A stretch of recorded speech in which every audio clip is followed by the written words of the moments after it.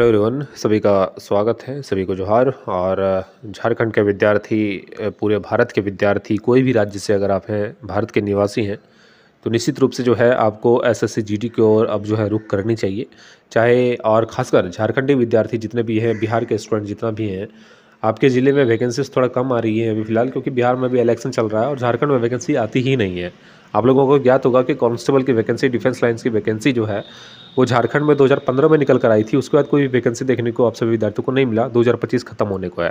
ठीक है, तो वैसे अभ्यर्थी जिनका एज जो है जनरल के लिए 18 से 23 है, 18 साल आपका हो गया और 23 साल के बीच में है जनरल ईडब्ल्यूएस के लिए, तो निश्चित रूप से जो है एसएससी जीडी की वैकेंसी आ रही है और लाखों में वैकेंसी आ रही है। तो निश्चित रूप से जो है आपको उस ओर रुख करने की आवश्यकता है। और जिस कैटेगरी से आप हैं उस कैटेगरी में आपको एज रिलैक्सेशन अवश्य मिलेगा, इसके लिए आप लोग तैयार रहिएगा।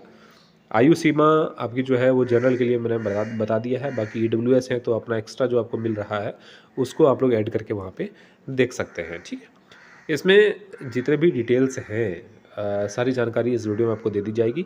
और जब फुल नोटिफिकेशन आएगा तो वो भी मैं वीडियो बनाकर आप सभी को बता दूंगा, क्योंकि समय बहुत लिमिटेड रहता है। और एसएससी जीडी एक ऐसी बहाली है जहाँ पे फॉर्म जो है भरने के लिए फिर से डेट एक्सटेंड नहीं होगा, सीटें एक्सटेंड होती है। मैं एक चीज़ बताऊं कि अभी अगर 1 लाख वैकेंसी आ रही है तो फॉर्म समाप्ति तक या एग्जामिनेशन के बाद भी 10 से 15 हज़ार सीटें ऐसी होती हैं जो वृद्धि की जाती हैं इस बहाली में। इसलिए अभी अगर 1 लाख वैकेंसी है तो निश्चित रूप से आने वाले समय में उससे भी बढ़कर वैकेंसी आएगा और लगभग मैं कह रहा हूँ कि 1 लाख प्लस वैकेंसी आपकी होगी। ठीक है, आयु सीमा का थोड़ा जिक्र कर ले। समान और ईडब्ल्यूएस के लिए जो है 18 से 23, मैंने जिस तरह से कहा। ओबीसी के लिए 18 से 26 है।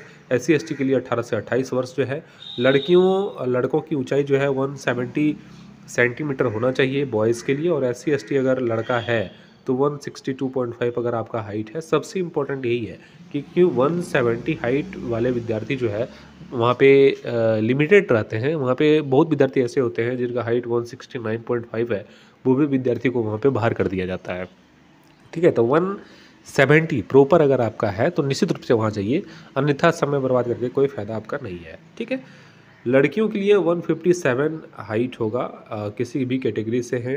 एससी एसटी को छोड़ के जो है एसटी का जो है सिर्फ 150 रहता है। बाकी जितने भी कैटेगरी के महिला कैंडिडेट हैं, लड़कियां हैं, उनका हाइट 157 सेंटीमीटर होनी चाहिए। ठीक है, सिलेक्शन प्रोसेस एसएससी जीडी का क्या होता है इसको भी थोड़ा जानने की आवश्यकता है। सबसे पहले आपका परीक्षा लिया जाएगा। सिलेबस क्या है इसकी जानकारी मैं थोड़ा यहाँ पे आप सभी विद्यार्थियों को देना चाहूँगा। ठीक है, सिलेबस आपका 2-2 अंक की परीक्षा ली जाएगी, यहाँ पे आप देखेंगे, और 80 प्रश्न पूछे जाएंगे। ठीक है, तो 80 प्रश्न पूछे जाएंगे, पर प्रश्न 2 अंक का रहेगा, तो टोटल प्रश्न कितना नंबर हो जाएगा 160। 80 प्रश्न में पर क्वेश्चन 2 नंबर, तो टोटल जो है वो नंबर हो जाएगा 160। ठीक है, इसमें कौन कौन सा सब्जेक्ट पूछे जाएंगे, तो मैथमेटिक्स से पूछा जाएगा 20 क्वेश्चन, उसके बाद आपका रीजनिंग से पूछा जाएगा 20 क्वेश्चन, हिंदी या इंग्लिश दोनों में एक ऑप्शनल रहेगा, जो भी आप रखेंगे उससे पूछा जाएगा 20 क्वेश्चन, और जीके जीएस से पूछा जाएगा 20 क्वेश्चन। कुल प्रश्नों की संख्या 80 और कुल नंबर की संख्या 160, और इसी से आपका मेरिट बनना है। ठीक है, तो सबसे पहले परीक्षाएं होंगी, उसके बाद शारीरिक जांच जो है वो मेल के लिए 5 किलोमीटर का कराया जाता है और फीमेल के लिए जो है 2.5 किलोमीटर यहाँ पे रनिंग कराया जाता है।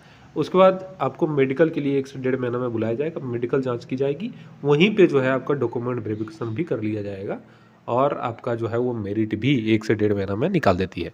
तो एसएससी जीडी का प्रोसेस भी काफ़ी तेज़ होता है और काफ़ी जो है वो क्लियर और साफ़ सुथरा होता है, इसलिए परेशान होने की आवश्यकता नहीं है।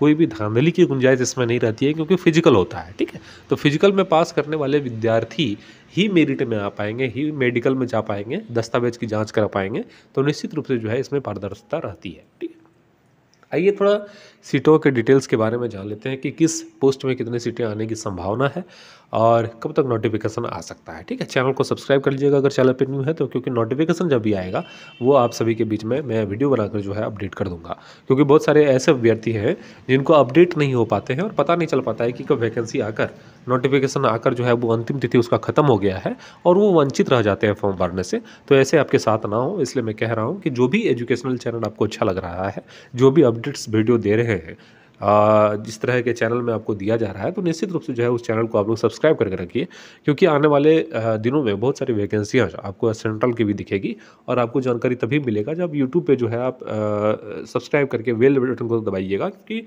वीडियो अपलोड होते ही आप तक नोटिफिकेशन आना जरूरी है। अन्यथा जो है अगर आपके नज़रों के सामने नहीं आया, कोई भी वेबसाइट को फॉलो कर लीजिए, लेकिन जो है वो फॉलो करके रखिए। सीआरपीएफ में जो है वो 33,730 पदों पर वैकेंसी आने जा रही है। सीआईएसएफ सबसे बड़ी वैकेंसी 31,782 पदों पर वैकेंसी आ रही है। सीआईएसएफ में इतनी वैकेंसी आती नहीं थी, कभी 4,000, कभी 6,000, कभी 8,000, बस इतनी ही वैकेंसियाँ आती थी सीआईएसएफ में। लेकिन इस बार जो है वो 31,782, जिनका भी ड्रीम जॉब है सीआईएसएफ एयरपोर्ट में नौकरी करने की, या कोलियरी में नौकरी करने की, या किसी भी और भी सुरक्षा के दृष्टि से जहाँ कोई भी खदान वगैरह होता है वहाँ पे ड्यूटी करने की, तो निश्चित रूप से जो है वो सीआईएसएफ की नौकरी में आप सभी विद्यार्थी जा सकते हैं। और ख़ासकर इसमें एयरपोर्ट पे जो है ज़्यादा अलॉटमेंट किया जाता है। और अगर आप झारखंड के निवासी हैं तो निश्चित रूप से करिए, आपको रांची, देवघर और भी बहुत सारे एयरपोर्ट हैं जहाँ पे आपको नौकरी आपके राज्य में ही मिल सकता है। इसलिए जो है सीआईएसएफ सबसे फर्स्ट प्रेफरेंस आपको देना है, बाकी अपने चॉइस के अनुसार आप दे दीजिएगा। बीएसएफ में 12,808 पदों पर वैकेंसी निकल कर आ रही है। आईटीबीपी में 9,861 पदों पर वैकेंसी निकल कर आ रही है। एसएसबी में 8,646 पदों पर वैकेंसी आनी है और असम राइफल में 3,377 पदों पर वैकेंसी आनी है। इसके अलावा भी वैकेंसियाँ रहेगी और अच्छी खासी नंबर में वैकेंसियाँ रहेगी। एसएसबी की वैकेंसी भी आपके समक्ष देखने को मिलेगा और उसमें भी सीटों की संख्या जो है अच्छी खासी है, 8,646 पदों पर। उसके बाद एनआईए और एक पोस्ट है, उसमें भी वैकेंसी देखने को मिलेगा और अच्छी खासी नंबर में वैकेंसी आपको देखने को मिलेगी सारे पदों पर। मैंने कहा है कि वैकेंसी 1 लाख प्लस जो है हो जाएगा और इतने पदों पर अगर पोस्ट में वैकेंसी आ रही है तो निश्चित रूप से जो भी विद्यार्थी जिनका एज 18 से 23 जनरल में है, ईडब्ल्यूएस में है, वो सभी विद्यार्थी झारखंडी हैं या किसी अन्य राज्य के हैं तो निश्चित रूप से जो है वो फॉर्म को सबमिट करेंगे। झारखंडी विद्यार्थियों के लिए मैंने विशेष जोर इसलिए दिया क्योंकि यहाँ पे वैकेंसी आती नहीं है, आपकी उम्र निकल जाते हैं। आप 2015 में कांस्टेबल की वैकेंसी देखे होंगे झारखंड में, उसके बाद 2025 खत्म होने को है, अभी तक कोई वैकेंसी कांस्टेबल की देखने को नहीं मिली है। मतलब अंतराल आप देखिए, समय अंतराल 10 साल हो गया।